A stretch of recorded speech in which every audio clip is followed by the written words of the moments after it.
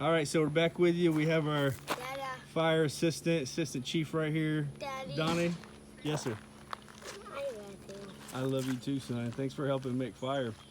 So we're going to talk a little bit about the components of fire.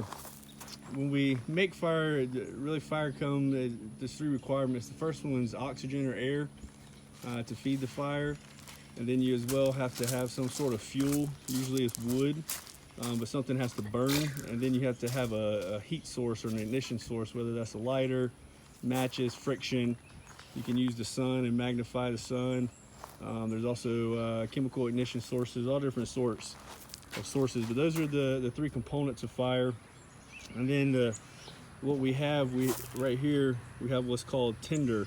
So we have right here is pine straw. Also, pine cones are fantastic tinder to get the fire going. You can even pull the individual seeds off.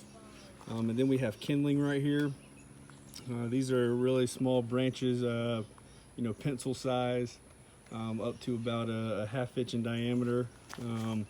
We also have some kindling right here, which is bark that we took off a tree this morning. It's been drying in the sun all day. It's pretty dry, and it has moss on it. Moss is still a little green, but it's very dry. So we're gonna take that off and see if we can make some tinder out of that and put that with the pine straw. And then lastly, we have our fuel right here. We have a bunch of dry mesquite wood split up. And again, it's nice because it's dry and sunny out here. Obviously, when you're making fire, depending on where you're at, you could be in the swamp on a rainy day. You could be in the Arctic, in snow or sleet situation. So obviously, it's a little bit different. You're going to have to experiment with the climate that you're in, and then adjust your tool set appropriately. But for us, it's sunny and dry out here, so fire is fairly easy to make.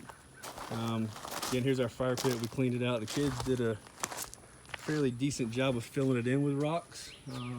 They didn't do quite a great a job as getting all of them out, but I certainly applaud their effort.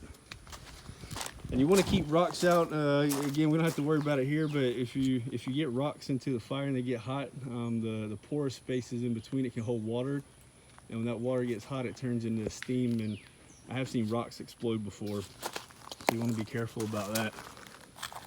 And we have some other things here that'll help get the fire going. Obviously, you want to make life easy for you, so I have a lighter in my pocket, and really anytime cook out on the grill, start the smoker. That's the easiest thing. But say you don't have a lighter or it's out of fuel, I always like to carry some matches around with me. They're good to have, but there's also waterproof wooden matches for a survival situation. I think those are more appropriate, but we picked these up from our favorite restaurant in Houston, so shout out to Papa Do's for the matches. There's also what's called a magnesium fire starter. You take this and you scrape it down, and it actually makes sparks, so you put the sparks directly into the tinder. This right here is just dryer lint. I always carry some of this with me when I'm camping, but you can also take a sharp knife, and if you have jeans, you can rub the knife along your jeans and get the same effect. This is always nice to have some. If you don't have these little to-go containers, you can also put them in old medicine jars. Really anything with a lid that's going to be somewhat waterproof. And then these are my favorite. This is a trick I learned in Boy Scouts. You take cotton balls and you put petroleum jelly, Vaseline on it. And so this is a fantastic fire starter, especially if you're more in more of a wet environment, or if you know you're going to be camping and there's a potential for rain. These are fantastic to get the fire going. So stay tuned. We're going to try all these out, and we'll let you know which one works best.